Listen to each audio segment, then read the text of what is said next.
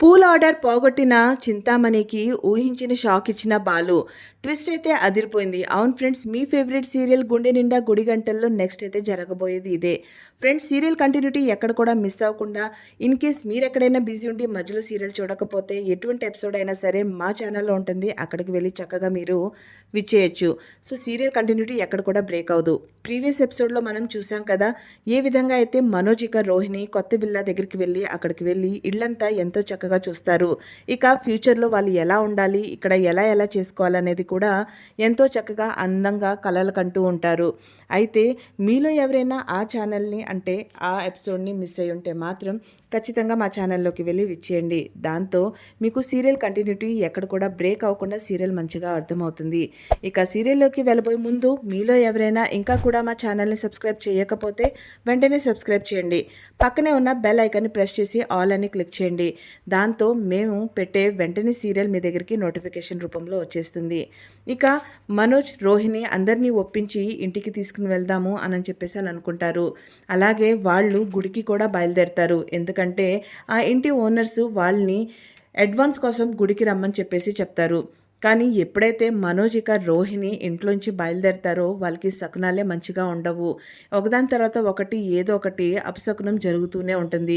అలాగే అయినా కూడా కాదులే ఏముండదు అని చెప్పేసి దేవుడి మీద భారం వేసి వాళ్ళ ఇంట్లోంచి అయితే బయలుదేరుతారు. కానీ దారి పొడుగునంతా మనోజ్కి మాత్రం మనసులో ఏదో ఒక గిల్ అనేది ఉంటూనే ఉంటుంది. ఏంటి రోహిణి శుభమా అనుకుంటా ఇంట్లోంచి బయలుదేరితే ఇలా ఒకదాని తర్వాత ఒకటి అపశకునాలు జరుగుతున్నాయి అని చెప్పేసి దాంతో రోహిణి ఉండి ఏంటి మనోజ్ నువ్వు ప్రతి చిన్న చిన్న దానికి అంత ఎక్కువగా ఆలోచిస్తావు, మనుషులన్నాక తుమ్ములు రావా దగ్గు రాదా, ఎందుకని నువ్వు అంతలాగా ఆలోచిస్తున్నావు, అదంతా ఏముండదు అంతా మంచి జరుగుతుంది అని చెప్పేసి అని అంటుంది. అంతేనంటావా అని చెప్పేసి అని అనుకుంటారు. ఇద్దరు డిస్కస్ చేసుకుంటూ వెళ్తారు. తీరా అక్కడికి వెళ్ళి చేరుకునగానే అక్కడ ఆల్రెడీ మీనా వచ్చి ఉంటుంది. మీనా వాళ్ళ అమ్మతో చెల్లితో అలాగే తమ్ముడిని కలుద్దామని చెప్పేసి గుడికి వస్తుంది క్యాజువల్గా. అలాగే వాళ్ళ అమ్మ వాళ్ళని చూసి ఎంతో సంతోషంగా ఉంటుంది. వెంటనే సుమతి ఉండి ఏంటక్క చాలా ఆనందంగా ఉన్నావు అని చెప్పేసి అనగాలంటే ఉండండి ఉండండి అని చెప్పేసి టకటక తన పర్సులో నుంచి 500 కాగితాలు తీసి ఒకటి శివాకి సుమతికి అలాగే వాళ్ళ అమ్మ చేతిలోకి పెడుతుంది. వాళ్ళ అమ్ముండి ఏంటే నాకెందుకే డబ్బులు ఇస్తున్నావు అని అంటే అబ్బా చెప్పింది పట్టమ్మ ముందు అని చెప్పేసి నాకు ఈవెంట్లో మంచిగా డెకరేషన్ది ఆర్డర్ వచ్చింది కాబట్టి నా మొదటి సంపాదన ఆ ఆనందం మీతో ఈ విధంగా పంచుకుంటున్నాను అని చెప్పేసి అని అంటుంది. దాంతో వెంటనే వాళ్ళ అమ్ముండేసి ఇది నీ కష్టార్జితం నీ దగ్గర పెట్టుకో, నీకు కావాల్సినవి నువ్వు కొనుక్కో అని చెప్పేసి అని అంటుంది. మాకెందుకే ఇవన్నీ అని చెప్పంటే అమ్మ ఏంటి మీరు అలా మాట్లాడతారు, నా మొదటి సంపాదన మొదటి ఆర్డర్ నుంచి వచ్చింది, నాకు కూడా మీకు ఏదైనా చేయాలని అనిపిస్తుంది కదా అందుకోసమే అని చెప్పేసి అని అంటుంది. అందులోనే శివ ఉండి అక్క ఏంటి బావ ట్రిప్కే కదా వెళ్ళాడు అని చెప్పేసానంటే అవునరా మీ బావ ట్రిప్కే వెళ్ళాడు నైట్ వచ్చేసాడు అని చెప్పేసి అని అంటుంది. దాంతో తనండి ఊరికే కంగారు పడుతూ ఉంటావు అక్క నువ్వు అనంటే ఏంటి కంగారు పడేది, ఆయన మామూలుగా ట్రిప్కి వెళ్ళలేదు, ట్రిప్తో పాటు నా మీద కోపంతో అలిగి అలా వెళ్ళారు అని చెప్పేసి అని అంటుంది. వెంటనే వాళ్ళ అమ్ముండి ఏంటమ్మా అల్లుడు గారు అలిగి వెళ్ళారా ఏమైంది అని చెప్పేసి కంగారుగా అడుగుతుంది. ఏం లేదులే నేనేదో సరదాగన్న మాటని పట్టుకొని ఆయన కోపగించుకొని నా మీద అలిగి వెళ్ళిపోయాడు. ఎప్పుడు ఎక్కడికి వెళ్ళినా నన్ను చెప్పకుండా నాకు ఏ విషయం కూడా మాట్లాడకుండా ఫోన్ చేయకుండా అసలు ఉండరు. అలాంటిది నా మీద అలిగి ఆయన రోజంతా మాట్లాడకుండా ఫోన్ చేయకుండా నాకు చెప్పకుండా వెళ్ళాడు అని చెప్పేసి అని అంటుంది. ఏంటి ఏమైంది అని అంటే ఏం లేదు ఇలా ఆర్డర్ వచ్చింది కదా ఆ సంతోషంలో నేను మామూలుగా ఇలాగే కానీ 2-3 ఆర్డర్స్ వస్తే నేనైతే మీకన్నా కూడా ఎక్కువ సంపాదిస్తానేమో అని చెప్పేసి అని అన్నాను. అది నేను ఎంతో క్యాజువల్గా అన్నాను. దాన్ని ఆయన ఎంతో సీరియస్గా తీసుకున్నారు. ఏది ఏమైనా మగవాళ్ళ బుద్ధి ఎక్కడికి పోదు కదా, మగవాళ్ళు అనిపించుకున్నారు అని చెప్పేసి అని అంటుంది. నాకన్నా ఎక్కువ సంపాదన నన్ను తక్కువ చేసి మాట్లాడావు అన్న భావంతో ఆయన అలిగి నాకు ఏం చెప్పకుండా నాతో మాట్లాడకుండా ట్రిప్కి వెళ్ళిపోయారు, నన్ను ఈ రకంగా కంగారు పెట్టారు అని చెప్పేసి అని అంటుంది. దాంతో వెంటనే వాళ్ళ అమ్ముండేసి ఇలా అందరూ చేస్తారు, అల్లుడైనా పర్వాలేదు. ఒకరోజే నీతో ఈ రకంగా చెప్పా పెట్టకుండా వెళ్ళి సాయంత్రం వచ్చి మళ్ళీ ఇప్పుడు నీతో మాట్లాడుతున్నాడు. మీ నాన్న కూడా ఒకసారి ఇలాగే చేశాడు. ఒకరోజు నాకు కాస్త పూల ఆర్డర్ ఎక్కువగా రావటంతో ఏవండీ చూసారా డబ్బులు ఎక్కువగా వచ్చాయి అనని చెప్పి అంతే అన్నాను. దానికి ఆయన ఉండేసి ఏదో ఒకరోజు వచ్చిన సంపాదనకి అంత మురిసిపోతున్నావా అనని చెప్పేసి ఏకంగా వారం రోజులు ఆయన నాతో మాట్లాడకుండా ఆపేశాడు అనని చెప్పేసి అని అంటుంది. అవునమ్మా నిజం చెప్తున్నావా అనేసి దాని గురించి మాట్లాడుకుంటూ ఉంటారు. అవునే మగవాళ్ళు ఎప్పటికైనా అంతే. ఎంత ఏమైనా సరే ఎంత ఆడవాళ్ళని ఇష్టపడినా వాళ్ళ సంపాదన దగ్గరికి వచ్చేటప్పటికి ఏదైనా మాట్లాడితే మాత్రం అసలు ఒప్పుకోరు అని చెప్పేసి మాట్లాడుకుంటూ ఉంటారు. ఈలోపే అక్కడ సుమతి రోహిణిని మనోజ్ని చూస్తుంది. అక్క తను రోహిణి మనోజ్ కదా అని చెప్పేసారంటే వీళ్ళేంటి ఇక్కడ గుడికొచ్చారు అని అంటుంది.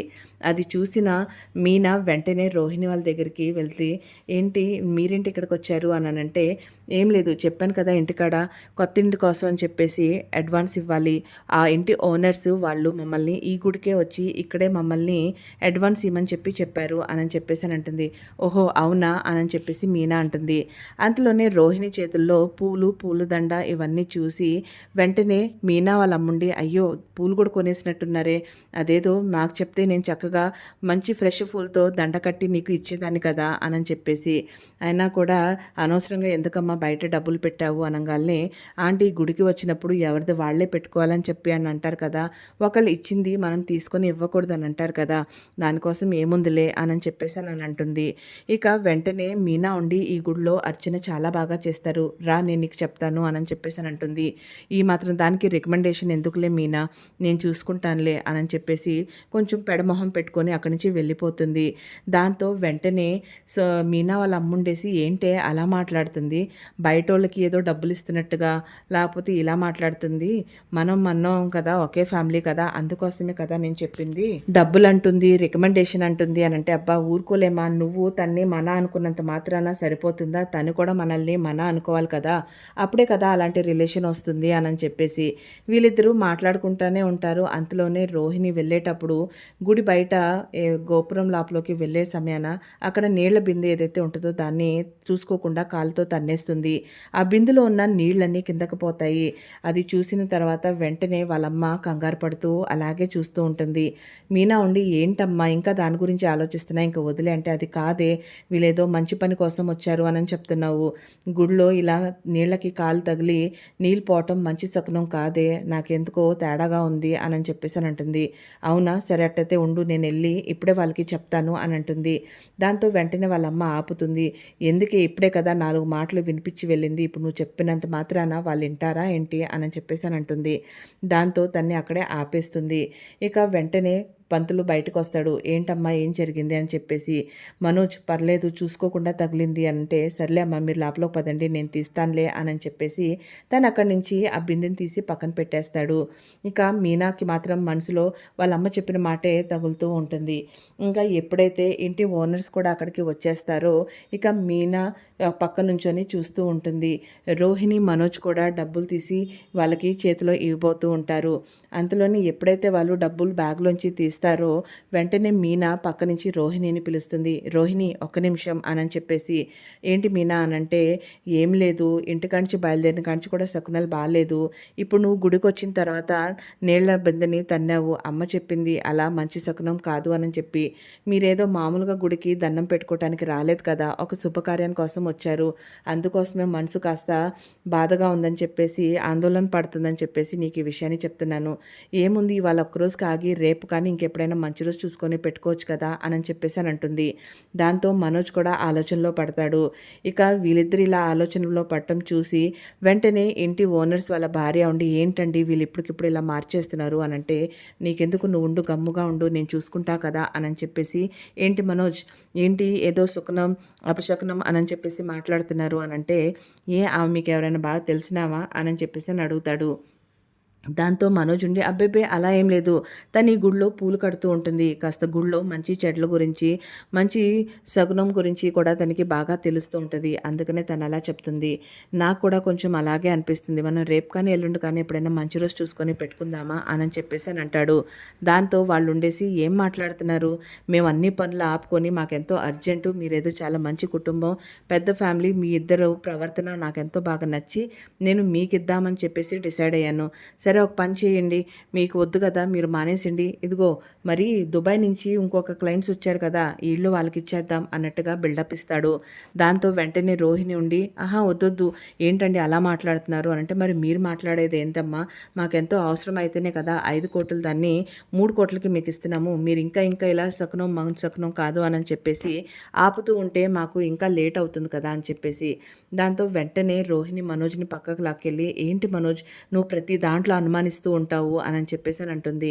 దాంతో తనుండి కాదు రోహిణి నాకు కూడా మనసుకి ఒకలాగుంది అని చెప్పేసానంటే, నేనేదో చూసుకోకుండా బిందిని తన్నాను, దాంతో నీళ్ళు పోయినాయి, దానికి అపశకునం అయిపోతుందా, దాంట్లో తప్పు నాది, నేను చూసుకొని నడవాల్సింది కదా, ఇవన్నీ పట్టించుకోవద్దు, నువ్వు పద నేను చెప్తున్నాను కదా, నువ్వు డబ్బులు ఇస్తావా ఇవా, అంతా మంచి జరుగుతుంది అని చెప్పేసి రోహిణి బలవంతంగా డబ్బులు అనేది వాళ్ళకి ఇప్పిస్తుంది.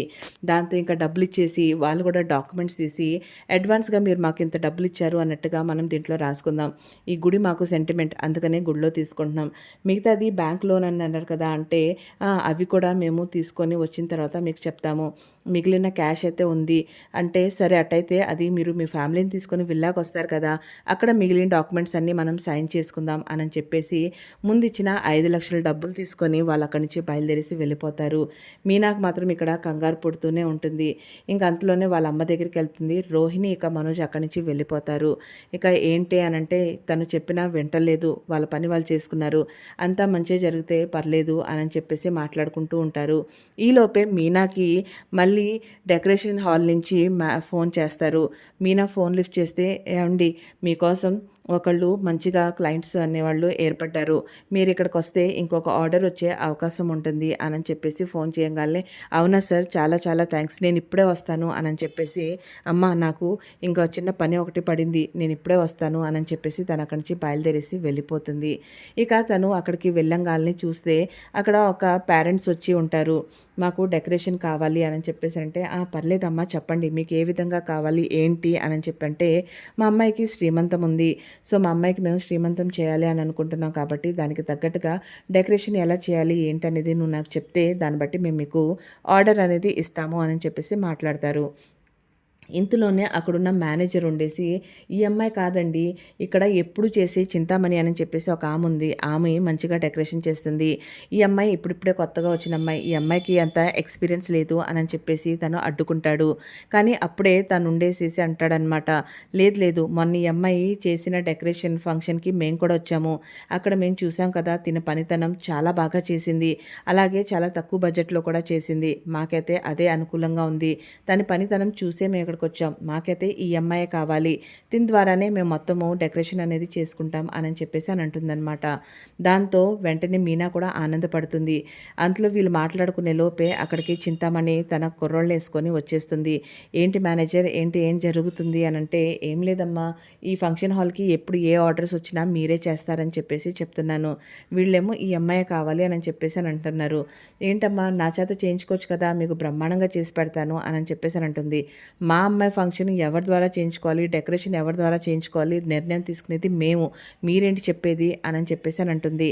దాంతో వెంటనే చింతామణి ఉండేసి అయ్యో భలేదానివే అమ్మా, మీ అమ్మాయి ఫంక్షన్కి నువ్వు డిసైడ్ చేయకుండా ఇంకెవరు డిసైడ్ చేస్తారు, సరే ఒక పని చేద్దాము, మీకు ఏ విధంగా కావాలి ఎలా కావాలనేది మీరు చెప్తూ ఉండండి, ఆ అమ్మాయి తన కొటేషన్ వేస్తుంది నేను నా కొటేషన్ వేస్తాను, దాని తర్వాత ఇద్దరిలో ఎవరిది బాగుంటుందో దాన్ని బట్టి మీరు డిసైడ్ అవ్వండి అని చెప్పేసి అని అంటుంది.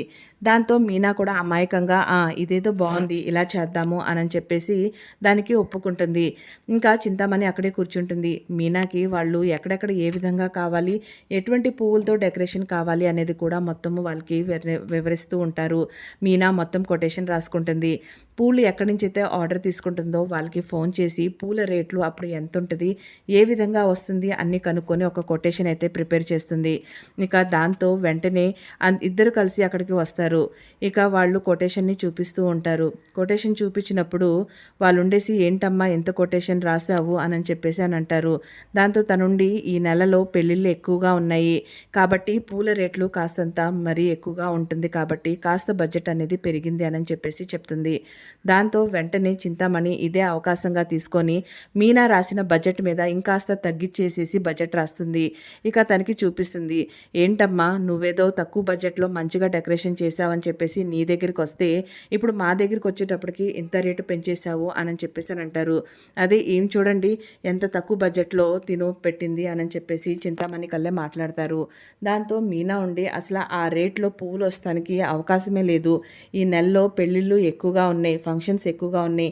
పూలుకి మరింతగా డిమాండ్ ఉంది కాబట్టి పూల రేట్లు ఎక్కువగా ఉంది అనని చెప్పేసి అనంటారు. దాంతో చింతామణి నుండి ఏంటమ్మా అసలా ఈమె రాసిన కొటేషన్‌కైతే ఈమెకసల అనుభవం ఉన్న సంగతే నాకు అనిపించట్లేదు. పూల రేట్లే ఈమెకి తెలిసేలాగా లేదు అనని చెప్పేసి మీనా అంటుంది. దాంతో వెంటనే ఉండేసి ఏం మాట్లాడుతున్నావు? నువ్వు నిన్న గాకుండా మొన్న గాకుండా ఈ బిజినెస్‌లోకి వచ్చిన దానివి. నేను ఎన్నో సంవత్సరాల నుంచి ఈ బిజినెస్ చేస్తూ ఉన్నాను.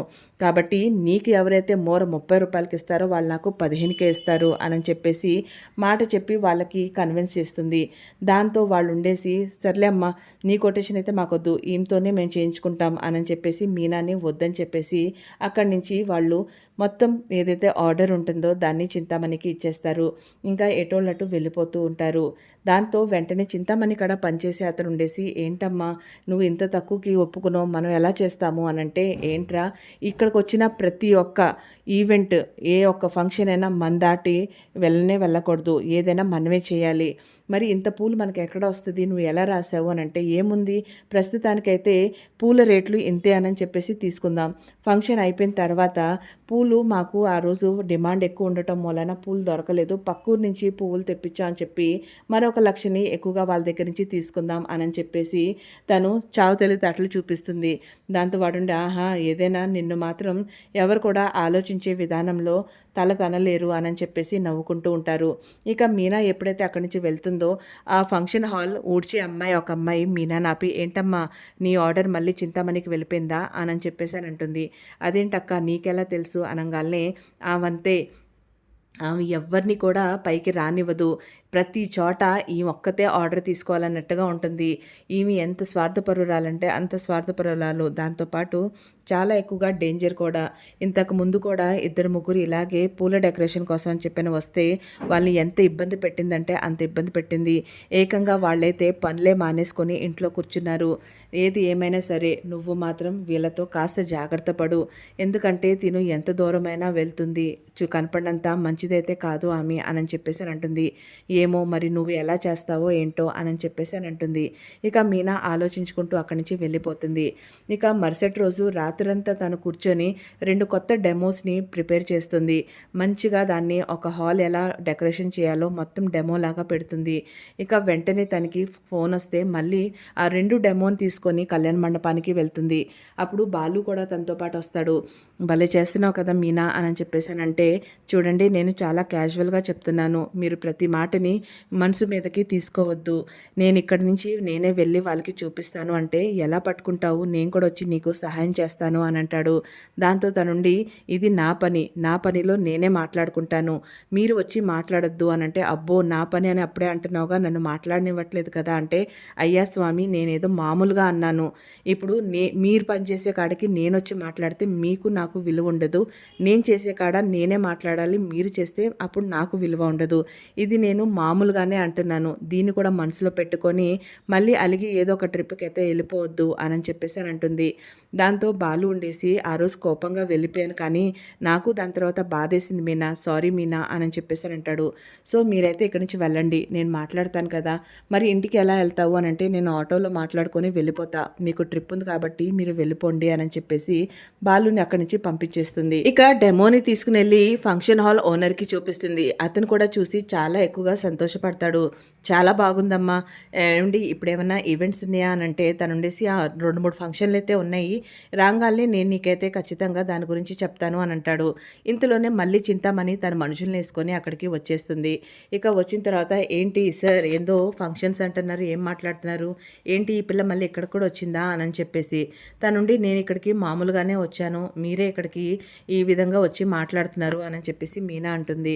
దాంతో తను ఉండేసి చెప్తుంది అనమాట ఏంటిదంతా మీరు ఇప్పుడు ఫంక్షన్ డెకరేషన్లు ఆపేసి బొమ్మల కొలువులు కానీ లేకపోతే బొమ్మల ఆటలు బొమ్మల షాపులు అయినా పెట్టారా అంటే అది అది కాదమ్మా అంటే మరి ఇదంతా కళ్యాణ మండపం ఏ విధంగా డెకరేషన్ చేయొచ్చు అనేది ఈ అమ్మాయి డెమోగా తీసుకొచ్చి చూపించింది. ఇప్పుడు ఇదే కదా ట్రెండ్ అని చెప్పేసి అని అంటాడు.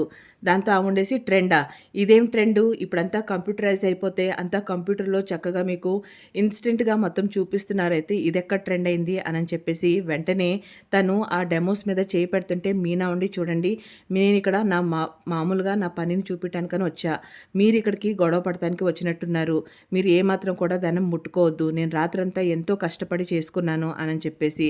దాంతో వెంటనే చింతామణి పక్కనున్న అబ్బాయి ఉండేసి, ఏంటమ్మా నువ్వు కష్టపడింది మా అక్కతోనే ఎదురు మాట్లాడతావా అని చెప్పేసి ఆ డెమోస్ని తీసుకొచ్చి పక్కన పడేసి కాలుతో తన్ని దాన్ని ఎర్రకొట్టేస్తాడు. దాంతో మీనాకి చాలా కోపం వస్తుంది. చూడండి, నేను మామూలుగా మాట్లాడటానికి వచ్చా, మీరు కూడా ఇక్కడగా మామూలుగా మాట్లాడాలి, వాళ్ళకి నచ్చిన వాళ్ళకి వాళ్ళు ఈవెంట్ ఆర్డర్ అనేది ఇస్తారు, మీరెందుకు గొడవ పడుతున్నారు, మీరు ఇక్కడ గొడవ ఎందుకు సృష్టిస్తున్నారు అని చెప్పేసి బాధతో అంటుంది. ఇక ఎప్పుడైతే వాళ్ళు దాన్ని ఎర్రకొట్టేస్తారో దాంతో మీనాకి చాలా కోపం వస్తుంది. మీరు ఏమాత్రం కూడా విశ్వాసం లేనోళ్ళు, అసలు ఏమాత్రమైనా కనికరం ఉన్నవాళ్ళ, నేను ఎంత కష్టపడి చేస్తే మీరు దీన్ని ఈ విధంగా ఎర్రకొట్టేసి దాన్ని మొత్తం నాశనం చేసేస్తారా అని చెప్పేసి బాధపడుతుంది. నేను ఒకటే చెప్తున్నా, ఈ ఏరియా నాది, ఇక్కడ చేస్తే నేనే చేయాలి, నీలాంటి వాళ్ళకి ఇక్కడ ఏమాత్రం కూడా దారి అనేది ఇవ్వను, ఎటువంటి అవకాశాలు అంతకన్నా ఇవ్వను, కాబట్టి మర్యాదగా ఇంట్లో ఉండు, నేను నా దారికి ఏమాత్రం కూడా అడ్డం రావద్దు అని చెప్పేసి చింతామణి వార్నింగ్ ఇస్తుంది. దాంతో మీనాకి కూడా కోపం వచ్చి ఆ డెమోస్ ఏదైతే ఎరక్కొట్టిందో దాన్ని తీసుకొని చేతిలో పెట్టుకొని ఇక చిటికలేస్తూ తను కూడా తనకి వార్నింగ్ ఇస్తుంది. ఇప్పుడు దాకా నేను పోనీలే అని చెప్పేసి మంచితనంగా ఉన్నా, కానీ మీరు ఇంత దౌర్జన్యం చేస్తున్నారు, ఇప్పుడు నేను చెప్తున్నాను కదా, మీరే చూస్తారు కదా, ఈ నా ఏరియా అని చెప్పి ఎక్కడైతే మీరు విర్రవీగుతున్నారో ప్రతి ఒక్క హాల్లో మంచిగా నేను మీకనే ఎత్తుగా ఎదిగినట్టుగా, అలాగే ప్రతి ఒక్క మంచి డెకరేషన్ చేసి ప్రతి ఫంక్షన్స్ని చేసుకొని మీ కళ్ళ ముందు మంచి బిజినెస్ ఉమెన్ లాగా తయారవుతాను అని చెప్పేసి ఛాలెంజ్ చేస్తుంది. అప్పుడే అక్కడికి బాలు ఎంతసేపటికి మీనా రావట్లేదేంటా అని చెప్పేసి పైకి వస్తాడు. ఇంకా ఇదంతా చూసి చింతామణికి మంచి వార్నింగ్ ఇస్తాడు. ఇదంతా ఎవరు చేశారు మీనా అంటే ఇంకా వాళ్ళ కళ్ళే చూసినప్పుడు ఇంకా తనకి అర్థమైపోతుంది. ఇక మీనా కళ్ళే సపోర్ట్గా మాట్లాడుతూ బాలు అంటాడు, పనిని పనిలాగా చేసుకోవాలి, కాంపిటీషన్ ఉండాలి, కానీ ద్వేషం ఉండకూడదు, ఈ రకంగా దౌర్జన్యం అనేది అసలు ఉండకూడదు, నా జోలికి కానీ నా భార్య జోలికి కానీ వస్తే నేను అసలు ఊరుకోను, అందుట్లో మా తప్పు లేకుండా మీరు ఈ విధంగా చేశారు కాబట్టి మీరు చెప్తున్నాను కదా, రాబోయే ఫ్యూచర్లో నా భార్యని ఒక ఉన్నత స్థానంలో పెట్టిన దాకా నేనైతే నిద్రపోను, నేను తొందరగా శబ్దం తీసుకోను, ఒకవేళ నేను కానీ ఏదైనా నిర్ణయించుకున్నాను అంటే మాత్రం దానికి ఏ మాత్రం కూడా వెనకడుగు అయితే అసలు వేయను, జాగ్రత్త అని చెప్పేసి చింతామణికి మంచిగా వార్నింగ్ ఇస్తాడు. సో ఫ్రెండ్స్, మీ ఫేవరెట్ సీరియల్ గుండె నిండా గుడి గంటల్లో నెక్స్ట్ అయితే జరగబోయేది ఇదే. చాలా తొందరగా ఎపిసోడ్స్లో అయితే మీరు ఇదే విచ్చేస్తారు. సో ఫ్రెండ్స్, మీకు సీరియల్ ఏ విధంగా నచ్చింది, మీ హావభావాల్ని ఖచ్చితంగా మాకు కమెంట్స్ రూపంలో చెప్పండి. అలాగే సీరియల్ నచ్చితే ఖచ్చితంగా లైక్ అనేది చేయండి. ఇక మీరు కానీ మా ఛానల్ని సబ్స్క్రైబ్ చేసుకోకపోతే వెంటనే సబ్స్క్రైబ్ చేసుకొని పక్కనే ఉన్న బెల్ ఐకాన్ని ప్రెస్ చేసి ఆల్ అని క్లిక్ చేయండి. దాంతో ముందే ఏం జరగబోతుందో రేపటి ఎపిసోడ్ మీ దగ్గరికి నోటిఫికేషన్ రూపంలో వచ్చేస్తుంది. Thank you so much friends.